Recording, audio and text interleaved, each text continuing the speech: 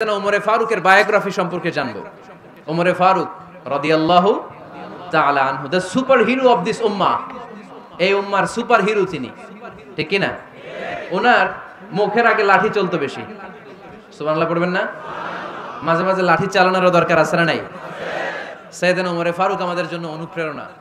Is the real superhero of Muslim উম্মাহ। তিনি এই উম্মার রিয়েল সুপার হিরো। এজন্য ওনার জীবনী থেকে আমরা কিছু শিক্ষা নেওয়ার চেষ্টা করবো ইনশাআল্লাহ। পড়ে সাইয়েদনা ওমরে ফারুক কিভাবে ইসলাম ধর্ম গ্রহণ করলেন, কিভাবে বিশ্বনবীর প্রাণের কলিজার টুকরা হলেন, এটা দিয়ে আমরা শুরু করি। আল্লাহ তাআলা সাইয়েদনা ওমরে ফারুকের হৃদয়ের মধ্যে 3টা ধাক্কা মেরেছেন, ঈমানের ধাক্কা। আওয়াজ করে বলতে হবে কয়টা? জোরে বলেন তো কয়টা? 3টা ঈমানি ধাক্কা। এক হচ্ছে বিশ্বনবীর দোয়ার ধাক্কা। এক কি? দোয়ার ধাক্কা। 2 হচ্ছে সূরা হাক্কা দিয়ে দিয়েছেন আল্লাহ এক ধাক্কা। সুবহানাল্লাহ পড়বেন না? 3 হচ্ছে সূরাতু তাহা দিয়ে আল্লাহ দিয়েছেন আরেকটা ধাক্কা। এই 3টা ঈমানি ধাক্কা যখন সাইয়েদনা ওমর ফারুকের হৃদয়ে লাগলো, উনি পড়তে আরম্ভ করেছেন আশহাদু আল্লা ইলাহা ইল্লাল্লাহ ওয়া আশহাদু আন্না মুহাম্মাদান আবদুহু ওয়া রাসূলুহু। চিল্লায়ে পড়েন আল্লাহু আকবার। বিশ্বনবী মক্কায় বসে বসে তাহাজ্জুদের সালাত পড়ে আল্লাহর কাছে দোয়া করলেন, আল্লাহুম্মা আইজ্জাল ইসলাম বি আহাব্বির রাজুলাইনি ইলাইক। ও আল্লাহ, 2 জন লোকের নাম বলবো, 2 জনের দরকার নেই। এই 2 জনের একজনকে আপনি ইসলামের সুশীতল ছায়া তলে এনে ইসলামকে বিজয় দান করে দেন। মুহূর্তের মধ্যে দোয়াটা কবুল করে নিয়েছে কে? বিশ্বনবী বললেন, আল্লাহ 2 জনের নাম বলবো আজকের দোয়ায়। বি আবি জাহাল ইবনে হিশাম, হয়তো হিশামের বেটা আবু জাহেলকে আপনি ইসলামের ভিতরে নিয়ে আসেন, কিংবা ওমর ইবনুল খাত্তাব, খাত্তাবের বেটা ওমরকে আপনি ইসলামের ছায়া তলে নিয়ে আসেন। ওমরে ফারুকের জন্য দোয়াটা কবুল করে নিয়েছে কে? মক্কার যে অবস্থা, আল্লাহর হাবিব সাল্লাল্লাহু আলাইহি ওয়াসাল্লাম বুঝলেন মক্কার এই 2 জনের একজন যদি আমার সাথে না থাকে তাহলে মক্কায় দাওয়াতি কাজ চালিয়ে যাওয়া যাবে। আল্লাহর বললেন, আল্লাহ বেশি চাই না, এই 2 জনের একজন, হয় আবু জাহেল নয় ওমর, হয় আবু জাহেল নয় ওমর। বিশ্বনবী যখন দোয়া করলেন, এই দোয়ার একটা ঈমানি ধাক্কা, নুরানি ধাক্কা সাইয়েদনা ওমরে ফারুকের হৃদয়কে স্পর্শ করে ফেলল। দোয়া ইজ লাইক এ মিসাইল। এই যে আমরা দোয়া করি, এটা মিসাইলের মতো। যুদ্ধে মিসাইল হামলা করে না? মিসাইল হামলা করার পরে এই মিসাইল লক্ষ্য বস্তুতে যে ভেদ করে, ঠিক কি না? তেমনি দোয়ার মতো যদি আপনি দোয়া করতে পারেন, আপনি যেই জন্য দোয়া করেছেন ঠিক ওই জায়গায় যে আপনার দোয়া স্পর্শ করে। সুবহানাল্লাহ পড়বেন না? বিশ্বনবীর দোয়ার মাধ্যমে প্রথমে সাইয়েদনা ওমর ফারুকের হৃদয়ে এক ধাক্কা লাগলো। 2 নম্বরে রব্বুল আলামিন সূরাতুল হাক্কা দিয়ে ওমর ফারুকের হৃদয়ের মধ্যে দিলেন এক ধাক্কা। পড়েন আল্লাহু আকবার। কোরআনের ভেতরে সূরাতুল হাক্কা নামে একটা সূরা আছে না নাই? আল হাক্কাতু মাল হাক্কা ওয়া মা আদরাকা মাল হাক্কা। পড়েন আল্লাহু আকবার। বিশ্বনবী যখন দোয়া করলেন, ওই দোয়া যখন সাইয়েদনা ওমর ফারুকের হৃদয়ে স্পর্শ করলো, সাইয়েদনা ওমর ফারুক সব সময় বিশ্বনবীরে ফলো করতে আরম্ভ করলেন। বিশ্বনবী ডানে গেলে লুকিয়ে লুকিয়ে ওমর ফারুক ডানে যায়, বিশ্বনবী বায়ে গেলে লুকিয়ে লুকিয়ে ওমর ফারুক বায়ে যায়। বিশ্বনবী একবার মসজিদুল হারামে যে নামাজ পড়তে শুরু করলেন, ওমর ফারুক তখন বিশ্বনবীর পিছু পিছু ছদ্মবেশে পেছন থেকে যে বিশ্বনবী কিভাবে নামাজ পড়ে দেখতে শুরু করলেন। বিশ্বনবী ইন দা মিন টাইম এশার নামাজে আল হাক্কাতু মাল হাক্কা তেলাওয়াত শুরু করে দিলেন। আল হাক্কাতু মাল হাক্কা তেলাওয়াত শুরু করে দিলেন। তেলাওয়াত করতে করতে বিশ্বনবী যখন তেলাওয়াত করতেছে, ওমর ফারুক এরকম দুলতেছে আর মজা পাচ্ছে। ও মিয়া, বিশ্বনবীর কণ্ঠ বুঝি আমার মতো কণ্ঠ, আপনার মতো কণ্ঠ, আহমদ বিন ইউসুফের কণ্ঠ, আব্দুল বাসিতের কণ্ঠ না? বিশ্বনবীর গলায় যে কি সুরের ঝংকার আল্লাহ দিয়েছেন, কি সুরের লহরী আল্লাহ দিয়েছেন, একবার যে শুনতো পাগল হয়ে যেত। আল্লাহু আকবার। বিশ্বনবী সূরা হাক্কা মন্ত্রমুগ্ধ তেলাওয়াতে, মন্ত্রমুগ্ধ সুর দিয়ে, মন্ত্রমুগ্ধ কণ্ঠ দিয়ে তেলাওয়াত করতে লাগলেন। এশার সালাতে ওমর ফারুক দুলতে লাগলেন। ওমর ফারুক যত শুনেন অবাক হয়ে যায়, যত শুনেন অবাক হয়ে যায়, যতই শুনে অবাক। কিরে? কারণ তিনি আরবি ভাষা বুঝতেন। এত সুন্দর শব্দের গাঁথনি, এত প্রাঞ্জল বর্ণনা, এত সুন্দর অন্তমিল, এটা কবিতা না হয়ে পারে না। উনি মনে মনে ভাবলেন, এটা মনে হয় কবিতা। It might be poem, it could be poem. Muhammad মনে হয় কবি হয়ে গেছে, তার কাব্য প্রতিভা দিয়ে সে এটা বানিয়েছে। তা না হলে এত সুন্দর কথা, এটা কবিতা না হয়ে পারে। ইন দ্য মিন টাইম বিশ্বনবী কিন্তু দেখতেছে না যে পেছনে ওমর। বিশ্বনবী তেলাওয়াত করছিলেন, ইন দ্য মিন টাইম বিষ্ণু পড়ছিলেন ওমা হুয়া বিকাউলি শাইরিন কলিলাম মা তুমিনুন। এই আয়াতের অর্থ হলো এটা কোনো কবির কথা নয়, খুব অল্প সংখ্যক লোকই তোমরা ঈমান আনো। সুবহানাল্লাহ পড়েন। এটাকে বলে কোইনসিডেন্ট। কোইনসিডেন্ট হুট করে অনেক সময় মিলে যায়, যায় কি যায় না? আপনি একজনের কথা ভাবতেছেন বাজারে গেলেন, বাজারে যেই দেখেন ওই লোকটা দাঁড়ায় আছে, এরকম হয় কি হয় না? কোইনসিডেন্ট। ওমরে ফারুক মনে মনে যেটা ভাবতেছে ওই কথা দিয়ে বিশ্বনবী তেলাওয়াত করতেছে, আল্লাহু আকবার। বিশ্বনবী যে আয়াত তেলাওয়াত করছিলেন, আয়াতের অর্থ হলো এটা কোনো কবির বানানো কবিতা না, খুব অল্প সংখ্যক লোকই তোমরা ঈমান আনো। ওমরে ফারুক আটকে উঠলেন, থমকে দাঁড়ালেন। ঘটনা কি? আমি মনে মনে ভাবলাম, কি রে এত সুন্দর কথা, এটা তো মানুষের কথা হতে পারে না, এটা নিশ্চয়ই কবিতা, কবির কথা। কিন্তু মুহাম্মদ এখন আবার পড়তেছে ওমা হুয়া বিকাউলি শাইর, এটা কোনো শায়েরের কবির কথা নয়। কলিলাম মা তুমিনুন, অল্পই তোমরা ঈমান আনো। তার মানে আমার মনে যা চলে মুহাম্মদ এটা টের পায়। মুহাম্মদ গণক। নাউজুবিল্লাহ পড়বেন না? মুহাম্মদ অনেক বড় মাপের একজন গণক। মানুষের হৃদয়ে কি চলে, মনে মনে কি ভাবে, মুহাম্মদ না দেখেও বলে দিতে পারে। ইন দা মিন টাইম বিশ্বনবী পরের আয়াতে পড়লেন ওয়ালা বিকাউলি কাহিনিন কলিলাম মা তাযাক্কারুন। এই আয়াতের অর্থ হলো এটা কোনো গণকের বানানো গণনা নয়, খুব অল্প সংখ্যক লোকই তোমরা উপদেশ হিসেবে এটাকে মানো। সুবহানাল্লাহ পড়েন। এবার আর ওমরে ফারুকের সহ্য হয় না, কি আজীব তামাশা।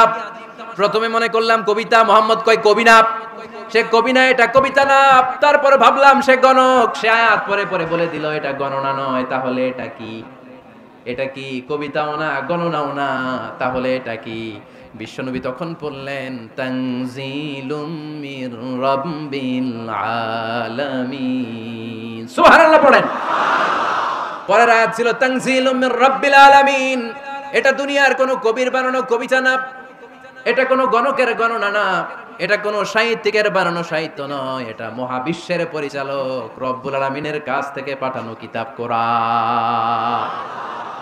সূরা হাক্কার ধাক্কায় ওমরে ফারুক কাইত। প্রথমে ধাক্কাটা লাগলো যে দোয়া। বিষ্ণুবী তাহাজ্জুদে কেঁদে দোয়া করলেন, আল্লাহ হয় আবু জাহেল রে দিবা নাইলে ওমর রে দিবা। ওই দোয়া ওমরে ফারুকের হৃদয়ে ছোঁয়া লেগেছে। এরপরে হাক্কা, সূরাতুল হাক্কা দিয়ে দিলে এক ধাক্কা। এই ধাক্কা খেয়ে উথাল পাথাল হৃদয়ের মধ্যে, হাই রে এ কি বাণী, এ কেমন কথা, কে মুহাম্মদ?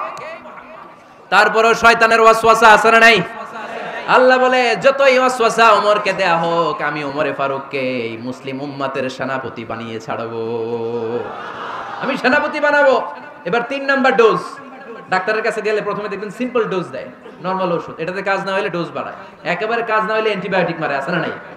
আল্লাহ প্রথমে দোয়ার ছোঁয়া লাগালেন, তারপর সূরা হাক্কা দিয়ে ধাক্কা মারলেন, এরপরে রব্বুল আলামিন বলেন এবার 3 নাম্বার ডোজ সূরা তহা দিয়ে আমি তোমার হৃদয়টারে উজালা বানায় দেব রে ওমর।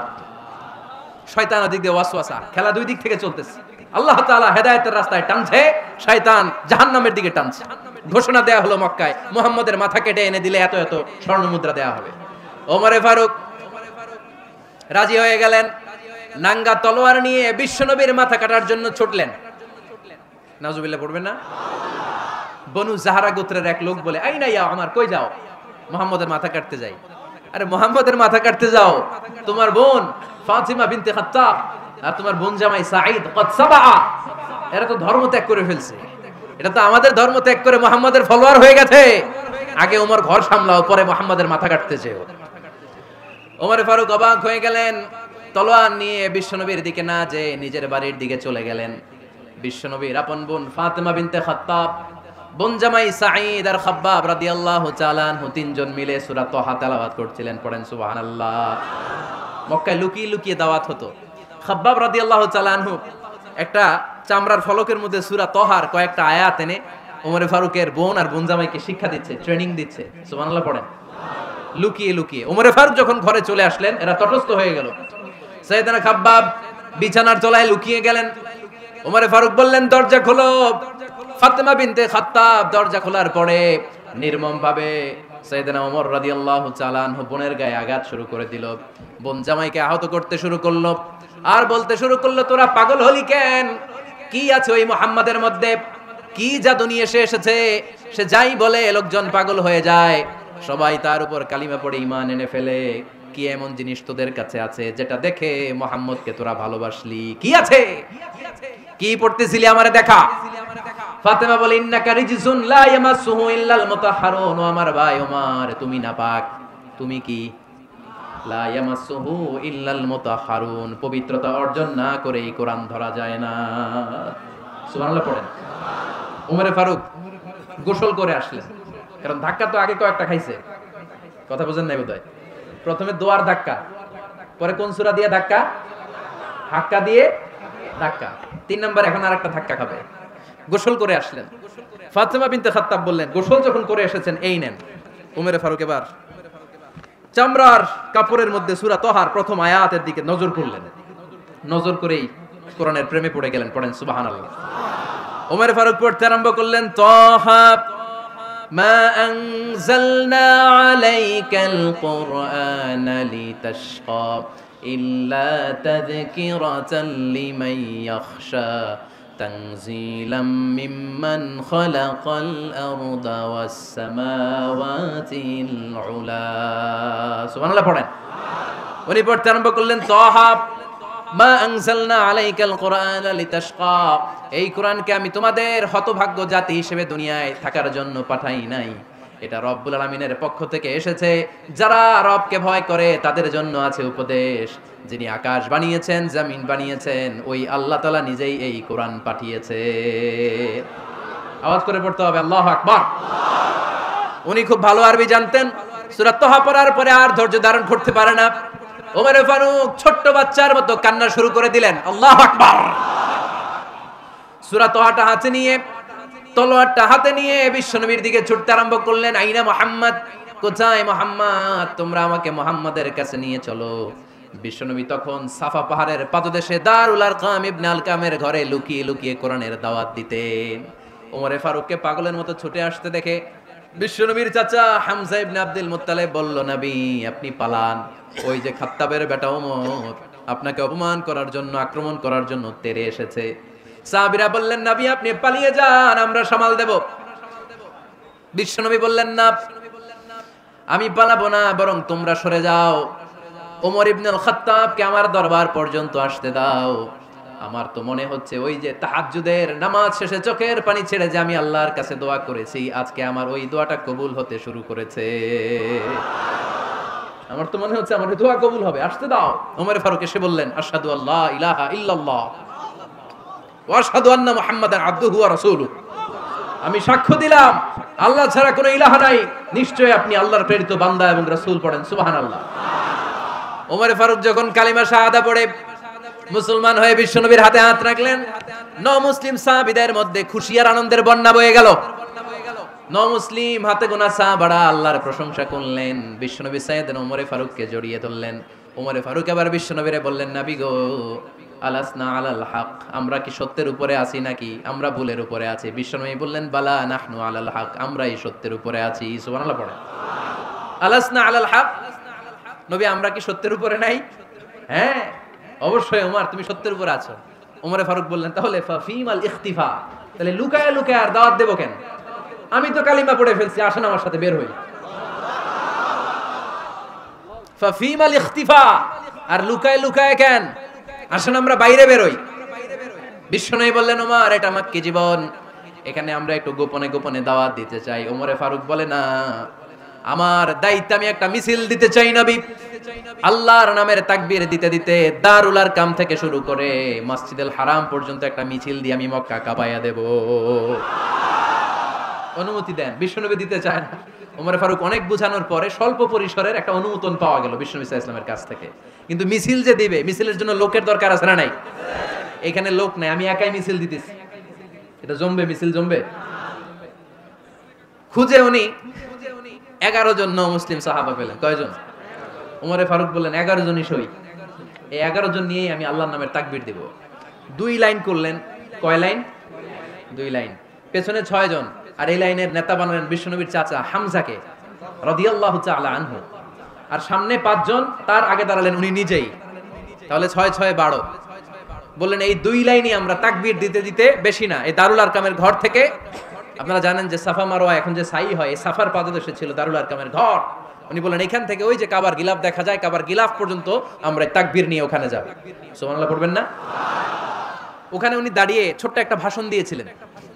উনি বলেছিলেন মান আরাদা আন তাসকুলা উম্মু ওয়া ইয়াতামা ওয়ালাদু ওয়া তারমিলা যাওজাতুহু ফালিয়াসুদ্দানি। খেয়াল করে শুনেন, কান দুইটা খরগোশের কানের মতো খাড়া করেন।